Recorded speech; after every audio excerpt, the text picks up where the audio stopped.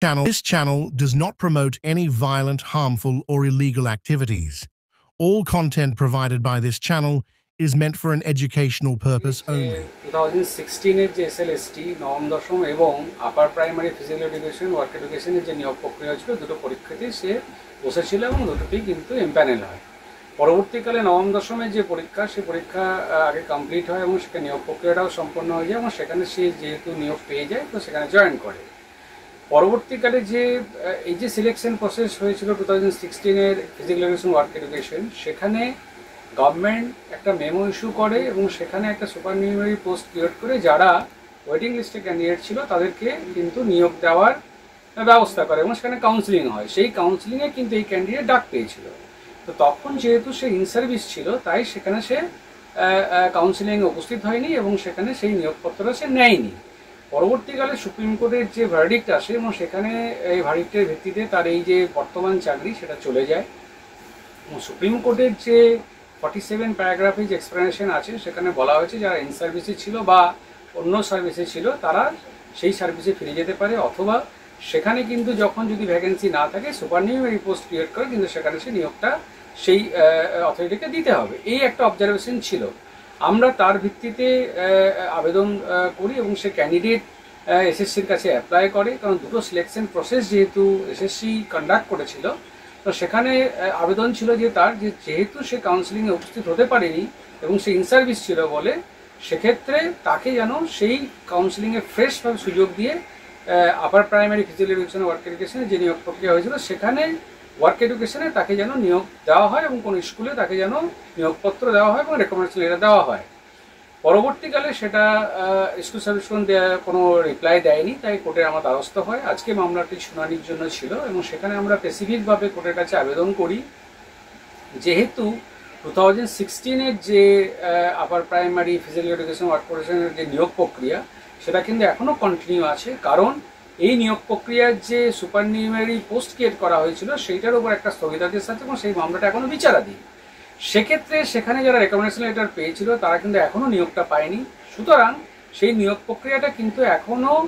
চলছে এবং সেই নিয়োগ প্রক্রিয়ায় যেহেতু সে কাউন্সিলিংয়ের জন্য ডাক পেয়েছিল এবং সেখানে সে ইন সার্ভিস বলে সেখানে সে অ্যাপিয়ার করেনি, তাহলে 47 যে প্যারাগ্রাফের কথা সুপ্রিম কোর্ট বলেছে এবং অবজারভেশন দিয়েছে সেক্ষেত্রে তাকে যেন পুনরায় সুযোগ দেওয়া হয় কাউন্সিলিংয়ের জন্য এবং তাকে যেন কোনো স্কুলে নিয়োগটা দেওয়া হয়।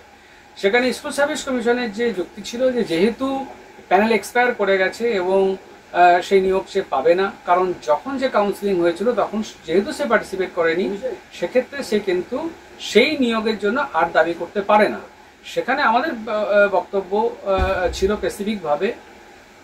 যেহেতু দুটো সিলেকশন প্রসেসই কন্ডাক্ট করেছে স্কুল সার্ভিস কমিশন এবং স্কুল সার্ভিস কমিশনের ভুলের জন্য তার চাকরিটা চলে গেছে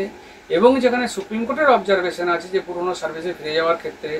এবং এখনও অবধি যে নিয়োগ প্রক্রিয়াটা কন্টিনিউ আছে এবং সেই কাউন্সিলিং প্রসেসে যে আপার প্রাইমারি ফিজিক্যাল এডুকেশন ওয়ার্ক এডুকেশনের যে কাউন্সিলিং প্রসেস সেখানে যারা রেকমেন্ডেশন পেয়েছিল তারা এখনও কাজে যোগ দেয়নি, সেক্ষেত্রে এই যে প্রার্থী যার চাকরিটা চলে গেছে এবং সেইটা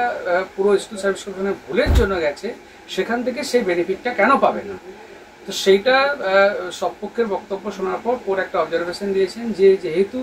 দেখতে হবে যে সেখানে কোনো ভ্যাকেন্সি এখনও আছে কি না, তো সেই ভিত্তিতে একটা রিপোর্ট তলব করেছে স্কুল সার্ভিস কমিশনের চেয়ারম্যানের কাছে এবং যেখানে জানাতে হবে যদি নিয়োগ থাকে, যদি সেখানে ভ্যাকেন্সি থাকে সেখানে এই যে ক্যান্ডিডেট যার চাকরিটা চলে গেছে সেখানে তাকে নিয়োগ দেওয়া যাবে না কেন, তার স্পেসিফিক একটা এফিডেভিট 14 জুলাইয়ের মধ্যে ফাইল করতে বলেছে। সেই প্যানেলেই কিন্তু এই যে নিয়োগটা পেয়েছিল এবং সেখানে নবম দশমে সে চাকরি করতো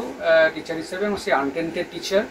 এবং সেক্ষেত্রে যারা আনটেন্টেড টিচার তারা যে পুরনো সার্ভিসে সে বেনিফিটটা পাওয়ার কথা 47 প্যারাগ্রাফে বলা আছে।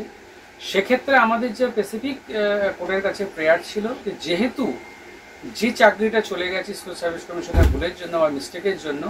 সেক্ষেত্রে যে আরেকটা সিলেকশন প্রসেসে যেখানেও সে সাকসেসফুলি এমপ্যানেল হয়েছিল এবং সেখানে কাউন্সিলিংয়ে ডাক পেয়েছিল তাহলে সেই চাকরিটা তাকে কেন দেওয়া হবে না। এবং সুপ্রিম কোর্টে যে অবজারভেশন যে 47 যে প্যারাগ্রাফের কথা বলা আছে এবং যেখানে এক্সটেন্ডেড বেনিফিটের কথা বলা আছে এবং পুরনো সার্ভিসে ফিরে যাওয়ার কথা বলা আছে সেই ভিত্তিতে আমাদের আবেদন যে যাতে আমাদেরকে যে আগে যে পুরোনো সার্ভিসটা যেখানে আমি সাকসেসফুলি এমপ্লয়েড হয়েছিলাম সেই নিয়োগ প্রক্রিয়া যেহেতু এখনও কন্টিনিউ আছে এবং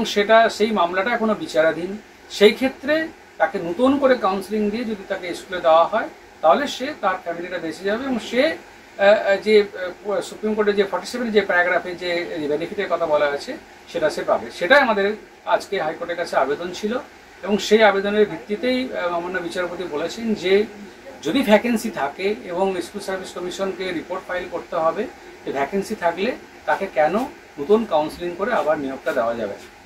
এইটা একটা বিষয়, কারণ আমরা বলেছি যে আমরা বিভিন্ন সুপ্রিম কোর্টের জাজমেন্টও আছে এর পক্ষে যে যদি দেখা যায় যে কোনো অথরিটির মিস্টেকের জন্য বা কোনো কারণে যদি কারো চাকরি চলে যায় তো সে যে বেনিফিটটা কিন্তু যে সাফারার তার ক্ষেত্রেই যায়। আর সিমিলারলি সিচুয়েটেড ক্যান্ডিডেটরা যদি এই বেনিফিটটা পায় যে একটা নিয়োগ পেল, সেক্ষেত্রে সেই মানে সেম ইস্যুতে যারা ওয়েট করছে বা যারা আবেদন করেছে তারাও কিন্তু যদি কোর্টের দ্বারস্থ হয় সেখানে কিন্তু তারা সেম বেনিফিটটা পাবে। সৌগত ভট্টাচার্য কোর্টে আমরা আবেদন করেছিলাম